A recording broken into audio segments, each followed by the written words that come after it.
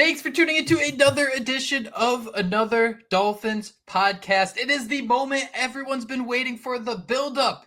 8 months of sharpening your football team, of developing your roster. And Josh, by December 1st, we can officially say for the 5th year in a row, we got to deal with the Buffalo Bills being AFC East champions. Dude, it's December 1st. It's December 3rd when we're recording this, and we're already talking that the Buffalo Bills have secured the AFC East, dude. Give me a break. So much different than the beginning of the season, right? When we're talking about the Bills window closing and, this is going to be the Dolphins' year. Yes, it is absolutely heartbreaking. And I just want to know what we deserved, right? What we did to deserve this. We had Tom Brady. We were able to overcome some of those battles, but having Tom Brady and now Josh Allen having to deal with him, I mean, he is literally our dad. So, yeah, I'm not going to congratulate them for winning the AFC East. I wish we could say it was different, but it's so sad that we're sitting here December 3rd and AFC East is already wrapped up, man. I was born in 1994. People tell me this is a franchise that used to be good, Josh, but let's go back to the year 2000. I was 6 years old. Since then, I've seen 3 quarterbacks win the AFC East. Tom Brady, Josh Allen the last 5 times, and then a couple sprinkles on top. We have Chad Pennington, once with the Jets, once with the Dolphins. And don't get me wrong, that 2008 year, I'm clinching that. I'm white knuckling as hard as possible, holding on to that season. But my God, Ben, just kind of thinking about this, you're seeing the graphics, the Buffalo Bills social media teams going on a victory parade, as they should. Winning 5 straight division titles is not easy. But man, oh man, as this is unfolding, as the Dolphins played on Thursday, we've had 10 days between games to absolutely stew on losing another cold weather primetime game, this time to the Green Bay Packers. And Josh, I just can't help but think about that 2020 draft class. Just because, you think about this established Buffalo Bills team, you have Ed Oliver in the trenches, you have Josh Allen, you have Deion Dawkins at left tackle. Man, the Dolphins had 5 of the top 70 picks of the 2020 draft class. Two of them are still on the Dolphins. You had Tua, you had Austin Jackson, Noah Igbenogany, Robert Hunt, Raekwon Davis, and Brandon Jones. Josh, the Dolphins right now are on their 6th-string cornerback. And I don't want to put you on the spot. I know it's unfair to do this. Do you have some Noah Igbenogany stats for me? Actually, I was going to say, I really wish I did. I sent you the TM. I normally swap out the iPad and my phone for the kids. So I don't get on Twitter on here, but I think you're pulling them up. In man coverage rate. 16th in man coverage success rate. 6th in yards per route allowed and 5th in yards per target allowed. Dolphins general manager Chris Grier not only drafted this man with the 31st pick in the 2020 draft, I think it was 30th. They traded him for Kelvin Joseph, who exactly, and now he's helping a team that's headed to the playoffs. Josh, the Dolphins have Jordan Poyer, who's you said all year a Trojan horse. Brandon Jones has gone nuclear for the Denver Broncos. How much longer can we do this? And I'm sorry I cut you off there. I just really wanted to get to those Igbenogany stats. Seeing the Bills do this for 5 straight years and just seeing this nonsense happening in South Florida, man. You see these guys walk out the door. It's insane. Yeah, and I mean, we all want to sit here and bash Chris Grier, but I mean, again, I think his biggest Achilles heel or the death of him is going to be not resigning an Andrew Van Ginkel, not, I don't know, getting the most juice out of a Noah Igbenogany. I mean, that's Dan Quinn there, right? I mean, he's one of the best defensive minds in football, so he could get the most out of him. You thought Brian Flores, I mean, at one point, who's another good defensive mind? You were going to say Vic Fangio. I was going to say Vic Fangio, dude. Vic Fangio, of course. So I wish I would have looked up. I mean, I retweeted that as soon as I saw, oh man, what timeline are we in that Noah Igbenogany is now a guy that the and Washington he's not elite, but he's a player. Yeah, it's just so painful, and it just goes back to just where are we? It's just that's so Dolphins, man. And I have to laugh that you brought that up. That only Chad Pennington, Tom Brady, and Josh Allen have won the division. Because, dude, I have my little. You see the little.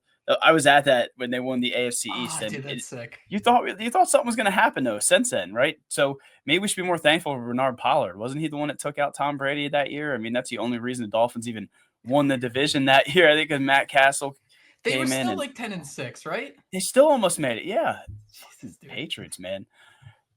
Another issue the Dolphins have, Josh. it seems like every game, and Liam Eichenberg is fine. I think Robert Jones is fine. Kendall Lamb is fine. You can't have all three of them on the same offensive line. You need some sort of playmakers on the offensive line. Kendall Lamb is a month away from retirement. You're hoping his body will hold up. Well, Josh, how about Robert Hunt? Could you imagine what he would look like in a Miami Dolphins uniform instead of Liam Eichenberg, face down, butt up every single snap? Do you notice that? Think of that kind of a playmaker the Dolphins would have. You have Devon Achane running for 19 yards in Green Bay against the Packers. And we know he's a great player. I think we both kind of say he's more of a playmaker, Swiss Army knife. You don't want him getting 30 carries a game.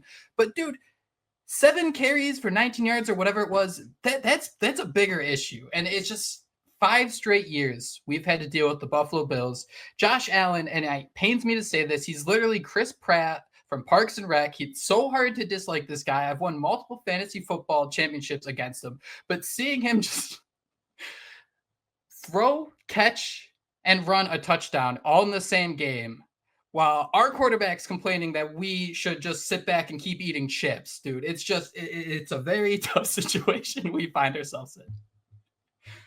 And I have to, I mean, all fan bases go through this, right? Where we're sitting here saying, what if, and I hope so. Like, because we have so many different timelines, man, where like if things would have lined up differently or the time, I mean, it's just so sad to be a Dolphins fan. And again, seeing Josh Allen run that division and just wondering how much, I mean, this dude's in his prime, right? I mean, unless his wife wants him to be a stay-at-home father or something like that, this dude's going to be tormenting us for probably another decade. And then you got Drake May who's starting to look solid. I mean, the Jets are probably going to screw their way into a good quarterback here sooner than later. So, oh man, it's just so sad being a Dolphins fan. And somehow, Jake, we're still in the hunt through all of that, which is still completely baffling my mind to even sit here on December 3rd with this team, with how terrible and, disarray things have been at times. And somehow, some way, man, they're still in the hunt.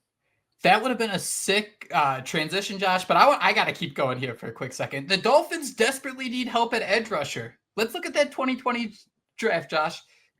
We spent all season. We got Mo Camara, right? Like, he won't be an impact player, but he'll be a guy, right? He'll be a rotational guy, right? He'll be someone we can rely on to play a few snaps. He hasn't done anything. Curtis Weaver and Jason Strowbridge, both from the 2020 draft, both 5th-round picks, played 1 season.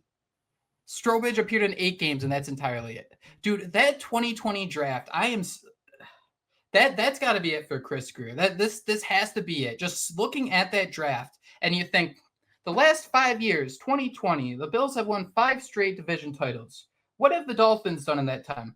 Well, we had to watch 3 of the worst losses in franchise history to the Cowboys, to the Ravens, and I think the Patriots were in there. We got to watch that. We got to lose a draft pick because of tanking. And then we get this draft class full of 5 guys, 6 guys in the top 70 who are still playing 5 years later. 2 of them are on the Dolphins. Austin Jackson, Josh, I think he's been a great story, and I think it's cool that he's been able to develop and find himself as a right tackle. If we have to say year 1, hey, he's 19 years old, we got to give him a couple years to develop, we're already losing, brother. At pick 19, at pick 18, if we're already saying we got to give him a couple years, 18th overall, dude, and we're like, all right, maybe this franchise left tackle, he'll be an all right tackle. Nothing against Austin Jackson. I think he's a good player. I think what's happened's been great. You can't pick him there, man. You can't pick Noah Igbenogany for him to not play for 3 straight years. The Dolphins defense, Josh, what do people say about this unit? They can't tackle. They're not physical. They're not tough. What was Noah Igbenogany supposed to be? He's 19 years old. Give him a couple years. Physical, smart, and he can't see the field when you have Brian Flores, defensive mind. You have Vic Fangio launch him to the sun for a bag of Cheetos. And Josh, the Dolphins not once but twice wanted to get rid of Andrew Van Ginkel. It was only because Vic Fangio called him last offseason. I think it was CK Parrott, 3 yards per carry, who brought that up. That, hey, it was actually Fangio who called Van Ginkel and said, hey, we'd love to have you back because this team is softer than toilet paper. I think I'm done now. I'm sorry. I've been stewing at work all day. Don't be sorry, man. Like, I've been stewing on it, and the voices in my head have been trying to talk me off the ledge. Like, I don't know where we're at. I think we can all agree Chris Grier, like, just yeet him into the sun and then figure out what the next – yeah, it's Jover. Figure out what the next GM wants to do. I think we can all sit here and say Mike McDaniel's going to have success somewhere, right? I don't know if it'll be Miami. I don't know if a GM's going to keep him around. But, again, it's just I don't know how he wasn't already fired, though. I mean, that's what's so baffling to me is how he just – I think someone compared him to like that cockroach that like survives like a nuclear explosion and Yeah, just somehow survives. And and who's to say he's still not going to somehow survive? And that's our biggest nightmare, right? At this point is, I don't know, man, just so brutal. bad. Brutal. I am going to transition now, Josh. Do you have any final salty thoughts here? Do you have any final Chris Greer gripes, airing of grievances? No, and I just do you have like I know we're not GM experts or anything like that. I mean, the Mike McDaniel way to keep him around for me was always, are they going to promote Reggie McKenzie? Are they going to promote Marvin Allen? But that's continuously what the Dolphins have done, right? They copy and paste the GM with a coach or a coach with a GM, and I feel like if you get rid of Chris Greer, you just gotta see the way the domino plays, and I don't know, man. It's just so sad. You reminded me with the Brian Flores. That's what I always go back to every time now when it's like, okay, Mike McDaniel, I'm really happy for him. I like the progression, but we said the same damn thing about Brian Flores, and we restarted. Who's to say that's not what's best for this team? Down bad, man. Isn't there a song? Down bad, something down the man. Josh, you always know how to pull me back up. This will be a longer conversation throughout the offseason, but I think right now I'm at the point where give me a Dennis Hickey GM, somebody who we're going to jack up for a year, call him the Silver Fox, and then we can launch the moon. And then you give Mike McDaniel, you give the core one more year. That's where I'm at right now. They could go 10-7, prove us wrong, but that's kind of like an only Sith deal in absolute, so things could certainly change. But I'm all for, launch Chris Greer to the moon, bring in the whatever GM you want. McDaniel, if you can prove enough and get that playoff win, build on that momentum. Donald Ponte, come save us, Donald Ponte. I keep having this, and people like to, say Vrabel's the guy that should come in here and help turn us. And I keep wondering, Belichick as the GM and Vrabel as the head coach, like that is I think that's like a nightmare. I think, but I could just see it so Dolphins. So yes, yeet Chris Greer into the sun, get him out of there, and hopefully someone that can come in here and play nice with McDaniel, and hopefully we can, build on the promise that we once saw. I mean, there's no reason why we're sitting here, man, on December 3rd and we're watching the Buffalo Bills celebrate doing snow angels and shit while we're clawing and scratching for our playoff life. The Dolphins have had 10 days to kind of reassess and refocus after Thursday's loss to the Green Bay Packers.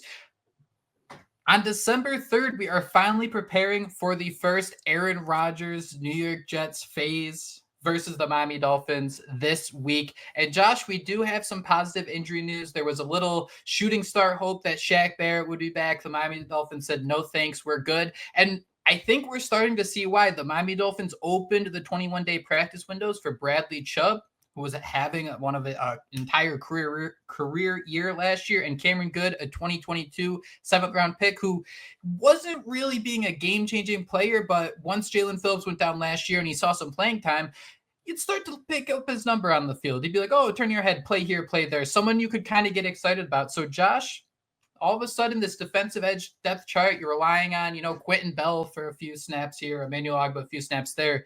Bradley Chubb and Cameron Goode would certainly give you that late season boost the Dolphins have been waiting for about a decade. Yeah, I think I once tweeted, you can't spell Cameron Wake as good without Cameron Goode. So, I mean, I think you're on. I think you definitely, talked about it or hinted at it. This is why Shaq Barrett wasn't brought back. This might even be why, there were reports that Chris Greer and Mike McDaniel didn't even discuss this thing, sort of speak, because they knew Bradley Chubb was coming back. They were going to open his window. They knew Cameron Goode. Again, he was a 7th-round pick, but that's still a player that Chris Greer and his staff, picked out of a crop of players. So you want to, that might have just been a hat. His hat. That's what he does. Yes. Damn, that is so sad.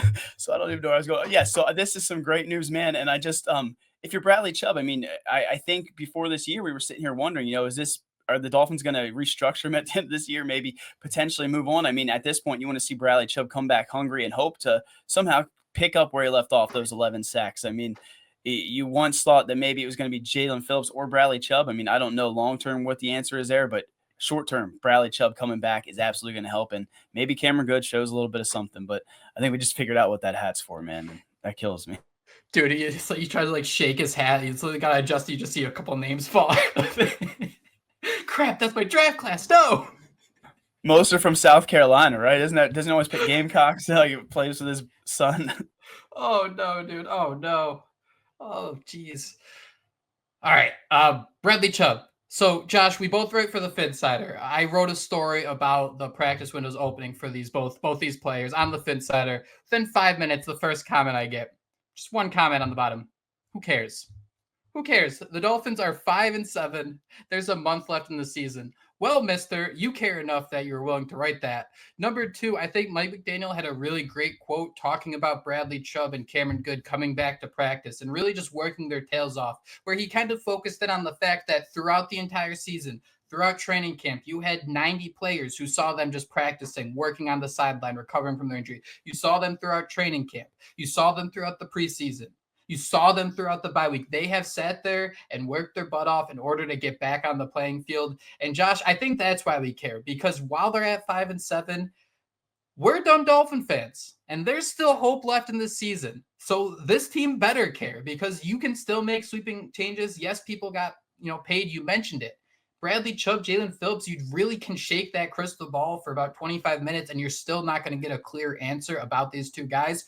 But God, man, Bradley Chubb was so much fun to watch last year. I know everyone kind of has the harsh taste in their mouth from him launching his helmet during the Titans game. But you mentioned 11 sacks, 6 forced fumbles before the injury last year. If he can be 80% of that player down the stretch, we're going to be going real Pepe Sylvia with talking about how this is how the Dolphins can get into their, the playoffs. And that's something we've kind of gotten accustomed to as Dolphin fans. Yeah, and shame on me for not having more like analytics and stats to go based off of. But let's be honest, as soon as Bradley Chubb was inserted into this defense, everyone started playing better. We even saw Jalen Phillips have his best year.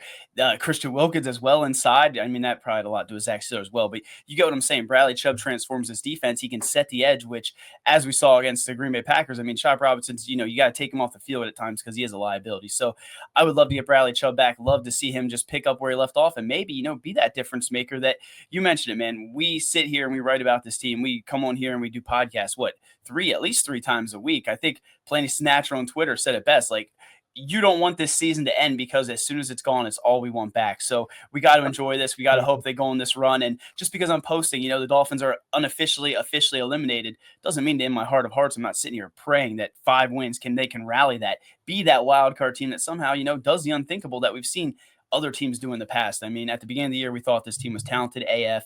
They're getting back a talented AF defender, and I think it's going to do wonders for this defense. I just hope it's not too little too late, but that's no fault against Chubb, right? I think December was his return table. He's right on timeline with that. So save us, Bradley Chubb. You're one of our only hopes. And Cameron Goode. What's the meme? Just because I'm upset doesn't mean I don't care. It's the old guy. It's like pouring rain, and he's got the umbrella over his. I'm the old guy.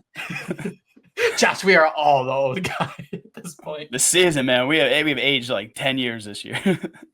Going through, it's like outside, it's snowing, it's looking like Hoth, but man, that's every day as a Dolphins fan. Dolphins edge rushers this year have 9 sacks, Chop Robinson 3.5, Emmanuel Ogbah 3.5.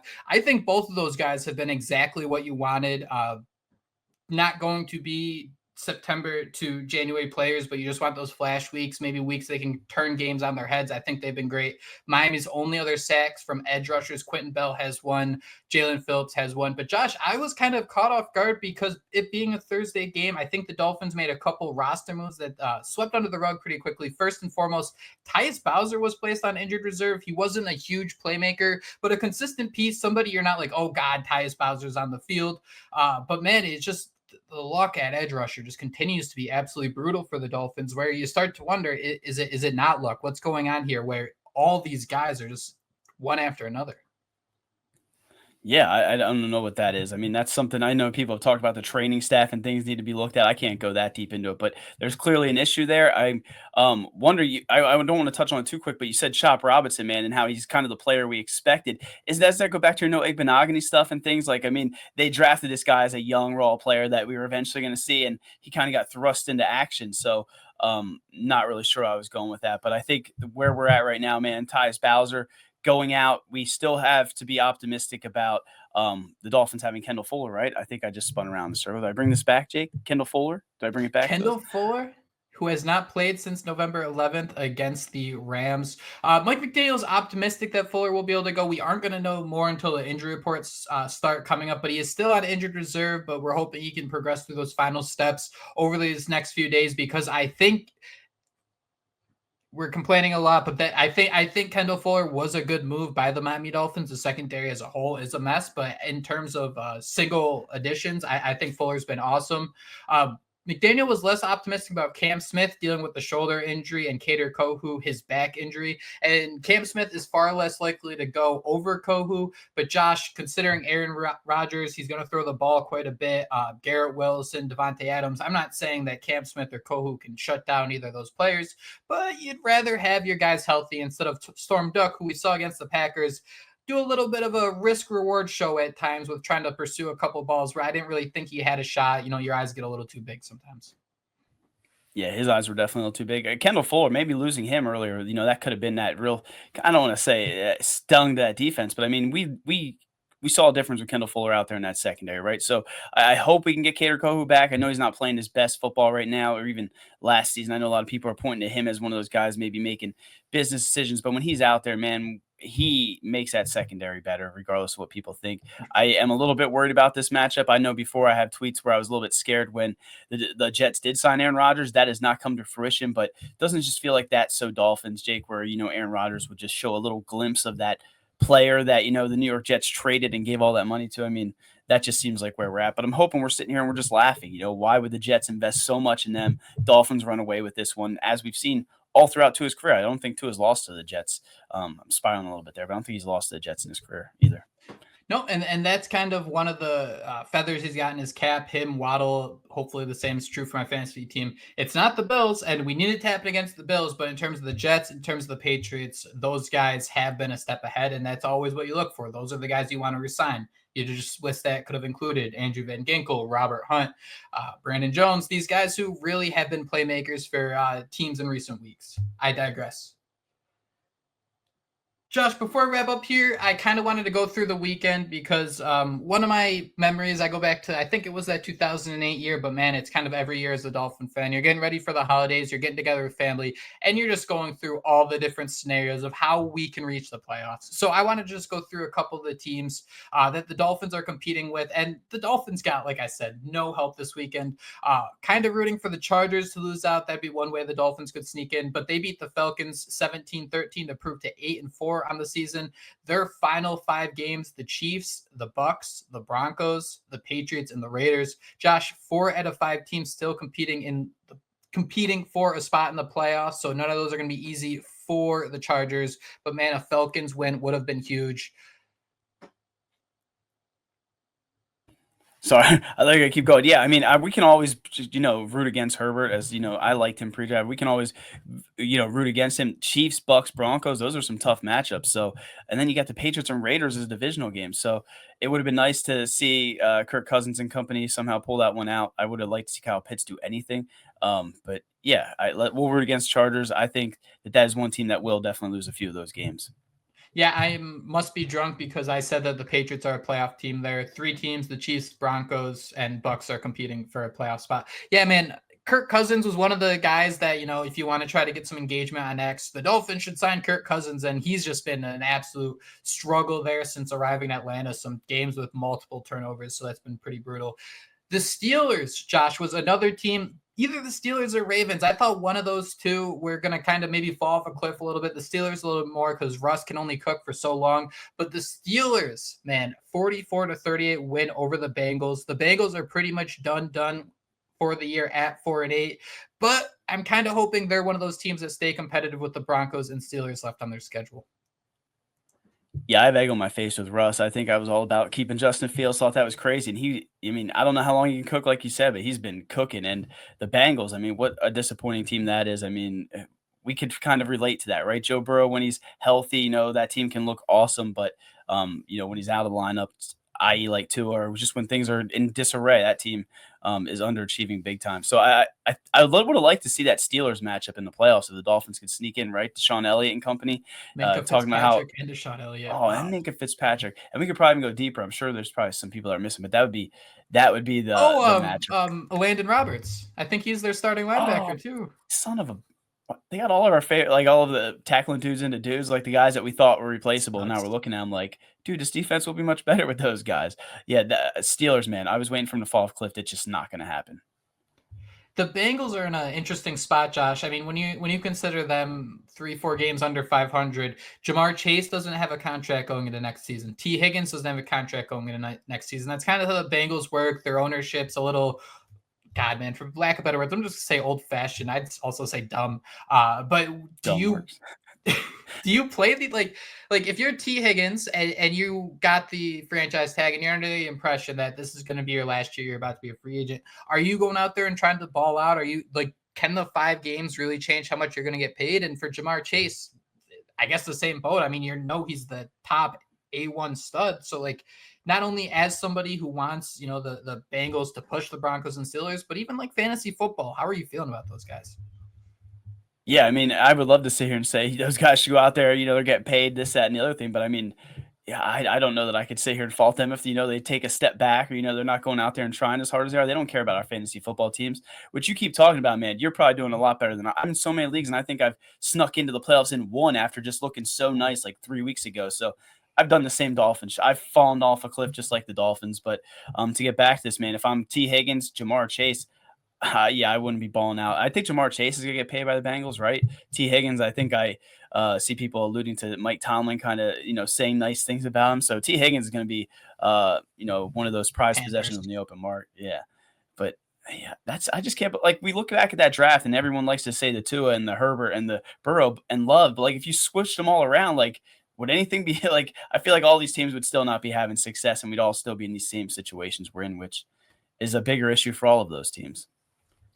So Justin Herbert, I don't think has looked great. There are scenarios where he's getting his receivers absolutely murdered. We talked about the Joe Burrow and his injuries. Jordan Love, man, I think he's got some inconsistencies. He entered this week with 11 turnovers last week. So you can't look at any of these guys and say like they're a top 1A. And I'm not saying Right. Tua's better than any of them, but I'm just saying like there are warts on all of them, and it's really just trying to digest of like how many of these can we accept and still try to win with. So it's a real unique draft class where I don't think has been decided whatsoever. Obviously, Burrow goes to the Super Bowl, but I don't think the conversation, especially in today's society where it's all about the rings, I don't think it matters until you. And we didn't even talk Jalen Hurts, and we look at what the Eagles are doing with Saquon Barkley. He might end up being the one who just rises above the rest just with how great that team looks. What, going to a second Super Bowl chance to win it? I don't know, man. Yeah, and with his draft, like where he was drafted, I mean, Jalen Hurts, that was probably the damn, and that's what good teams do, right? They had Carson Wentz at the time, and they didn't give a shit about his feelings. They said, you know what, we're gonna draft this guy, keep him in waiting, and that's what good teams do. But it is just funny because you go on Twitter, X, whatever you call it, you'll see the constant bickering back and forth about Herbert, Burrow, Tua, Love, and everyone says it like it's so black and white, but it's not at all. I mean, I think all these teams at one point were very happy with who they drafted. I don't know why I'm spinning out of control. Long way of saying the Bengals are absolutely cooked, man, and I don't know where they go from here other than, a new head coach, which I thought that was going to come many, many years ago, for being honest. It's after Thanksgiving. The Patriots continue to be annoying. They lost to the Colts 25-24. The Colts have the Broncos, Titans, Giants, and Jaguars on the calendar. I know we're all trying to forget it, but this is a Colts team that did beat the Dolphins, so this will be one to watch. They have the same record. I guess in theory, Josh, you're just wondering, can the Dolphins win out and the Colts lose one? Obviously, every week this is going to become more clear, but that's kind of where I'm at for the Dolphins. If you lose one, considering we're going to talk about the Broncos in a second, considering the Colts, and they do want to keep putting the Bengals on the in the hunt graphic. And yeah, man, I don't know. I'm at a spot where you got to win out. You can't mess around with how the Colts are acting. And with that being said, though, the same justification that we believe why the Dolphins can win out is why they're 5-7. So who knows? Yeah, and I mean, it's so easy to sit here and look at these different games and say, like, this team's going to win. It's not that, it's football, right? Every against Sunday, but looking at that, it is going to come down to, right, the Colts need to at least lose one and the Dolphins win out. I mean, that's the right scenario, right? That's pretty much it set in stone, because that seems to me like Well, it's kind of possible. So hear me out, Josh. That'd be for the 8th seed. So you'd also need the Broncos to go 2-3 down the stretch. So you have the Colts and the Colts and the Dolphins are both on the outside looking in. They're both in the hunt. They both have the same record. So you just want the Colts to lose one so you can just forget about them completely. Because in reality, the team the Dolphins are focused on, and in reality, the Dolphins should be focused on any team because I think if you go 10-7, you're making the playoffs. But at 8-5, after a 41-32 win over the Cleveland Browns and Jameis Winston, the Denver Broncos are 8-5. Josh, they entered the week with an 82-point differential with Bo Nix. So they'll have a bye next week. The Dolphins have a chance to inch up a little bit. But man, the Colts, the Chargers, the Bengals, and then the Chiefs. God, that Browns schedule or that Broncos schedule looks tough, but if they lost to the Browns, the world would be wide open.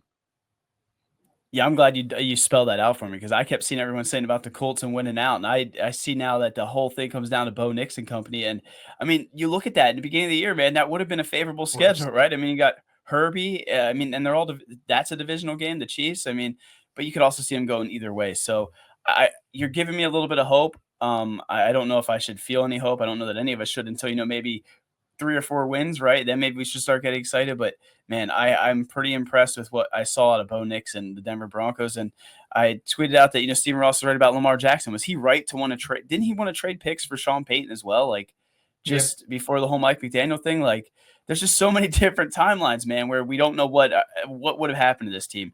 When you see Bo Nix balling out, a team that we absolutely murdered, last season, 70 points, or was it 2 years? I can't remember. We were all so hyped about it. So the greatest of highs. I mean, now they're sitting here, we're praying they can fall to even sneak into the playoffs. I mean, how the Dolphins have fallen. Should have kicked the field goal to make it 73-20. Yeah, my bad there if I said the Broncos got to go 2-3, 2-2 with 4 games left. The Colts, Chargers, Bengals, and Chiefs. God, I think the Bengals are the biggest question. If the Bengals are just playing and actually going out there trying to win, which I do think they are going to. You go back, Josh, you think about that 2019 season, the game that decided a lot of these dominoes was that Bengals Dolphins game, which was like a crazy back and forth where I think the Dolphins were winning a lot of the game. Bengals came back, they had with like 20 points in the last something crazy happened. I just remember getting home where the Dolphins were projected to win by 14 at the time. And it was like a tie ball game going into overtime. Absolutely insane. But man, it's just a shame. Like we do this podcast year round. We've done this podcast, 5 years at this point, longer than that. I don't know. And the fact here's December. Let's talk about how we can win a wild card. The Dolphins were up 3 games with 5 to go last year against the Buffalo Bills. And instead we get to deal with a 5th straight AFC title. I just don't know how, I don't know how people in the building can stomach that. I genuinely have no idea. I'm laughing. You say we've been doing it for 5 years and have we moved anywhere? Like, are we still not in the same damn spot? It's like we're on a treadmill. We're like in, was it like Super Mario 2 where they had quicksand, or was that in all the Mario? I don't remember, but you know what I'm saying, man. It just feels like we're stuck in the same damn spot we were 5 years ago talking about the same things. Like it was, oh man. And we love this team and our love's never going to shy away. And that's what makes us sickos, man. And somehow we're still in the hunt. We're still in the hunt. We got to remember that. Damn. And Josh, there's always a cure. There's always a way to feel a little better. Let's wrap the show here with some fun stats. The Jets are 3-9. They were held scoreless in the second half against the Seahawks, who scored 10 unanswered points in the fourth quarter to escape with a win. And the New York Jets are the first team in the Super Bowl era to be favored in 9 of their first 12 games and end up 3-9 or worse per ESPN Stats and Info. So, Josh, we're down bad, but it always feels like the Jets can make us feel a little better. Famous last words. Oh, that was definitely the famous last words. But yeah, but I always look back at it, man. Like they saw Mark Sanchez win a playoff game, right? Like I kind of have some hatred towards them too. Like F the Jets. I just hope this doesn't come back to bite us. I'm feeling good about this weekend. I think the Jets are very helpless. It's really weird because they went into the offseason. We're really going to invest on the offensive line. We're really going to focus on the offensive line. And Rodgers is still pressured every single play. And I also can't stand Rodgers, so it's kind of fun seeing him not only get knocked on his tail, but he continues to deflect blame to the media and all this stuff. It's fun to watch. It's fun to watch New York kind of fall apart over and over. And like I said, famous last words. That has to be part of the reason he's crumbling, though, right? Because everyone, 99% of people are rooting for his downfall, and it's nice to see it all play out, especially when he got traded to the Jets, all that draft capital, all that big money. I hope he's there for 10 more years. That is it. That is all we have on today's Another Dolphins podcast. Thank you all so much for joining. A little bit of a rant, a little bit of a fiesta we had going on here with a bit of nonsense.